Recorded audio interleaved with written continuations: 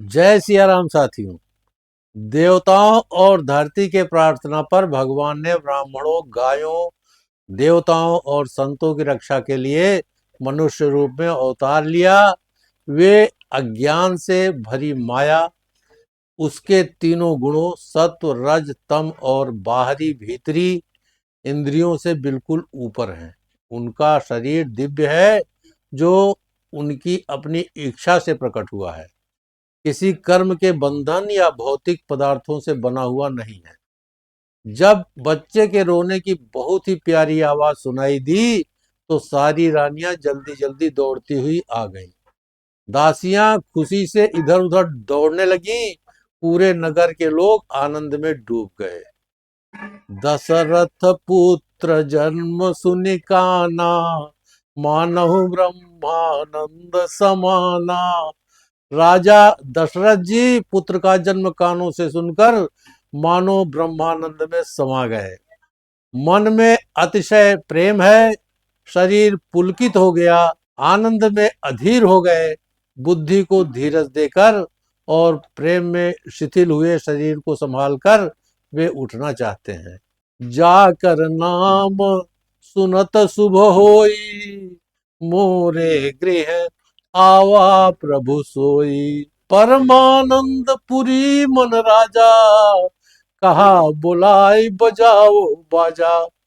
जिनका नाम सुनने से ही कल्याण होता है, वही प्रभु मेरे घर आए हैं।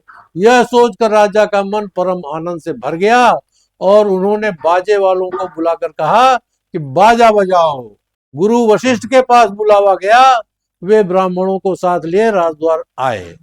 उन्होंने जाकर अनुपम बालक को देखा, जो रूप की राशि है और जिसके गुण कहने से समाप्त नहीं होते।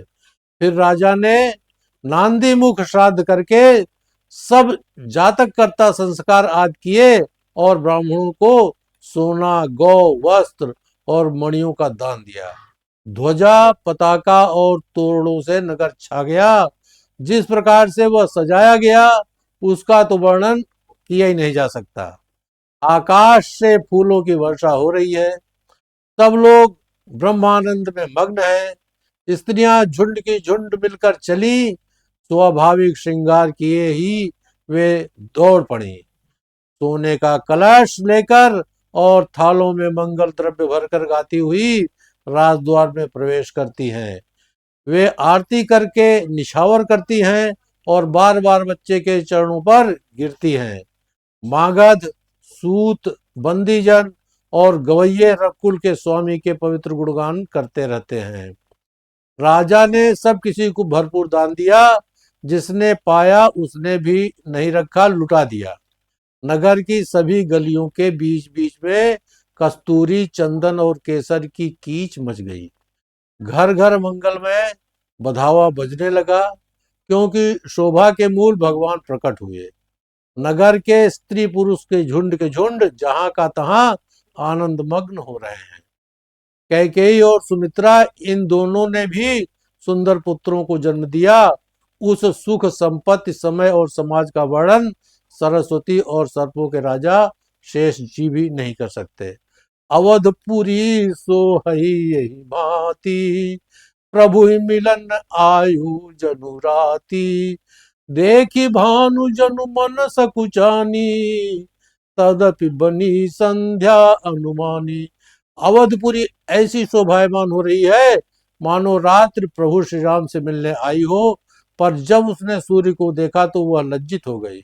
फिर मन में विचार करके वह संध्या का रूप धारण कर बैठी। न पूरी रात हुई न पूरा दिन।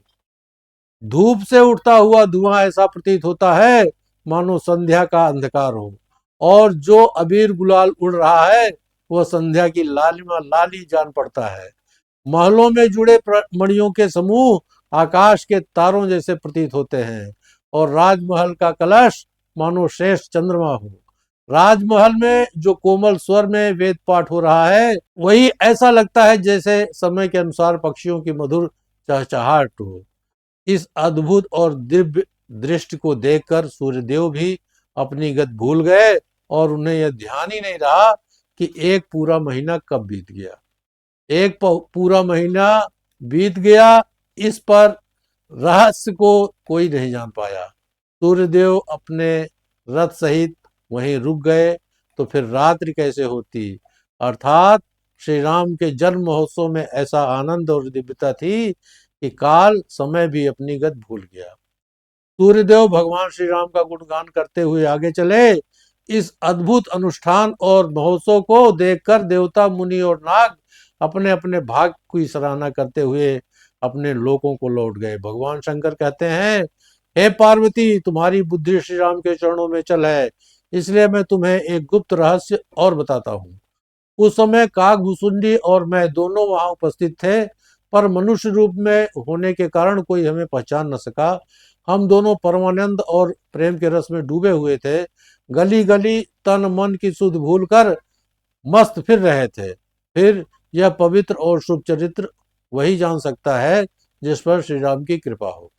इस अवसर पर जो जैसा आया और जिसे जो अच्छा लगा, राजा दशरथ ने उसे वही प्रदान किया। हाथी, रथ, घोड़े, सोना, गौवें, हीरे और भांत भांत के वस्त्र दान दिए।